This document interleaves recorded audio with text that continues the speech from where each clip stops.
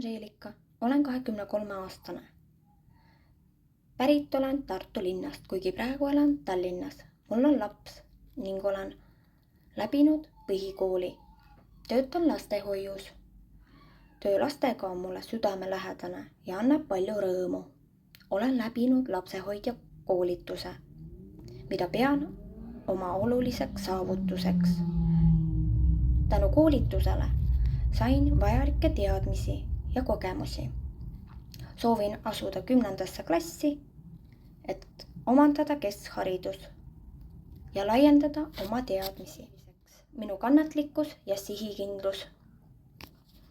Olen rahulik, pühendunud ja valmis õppima.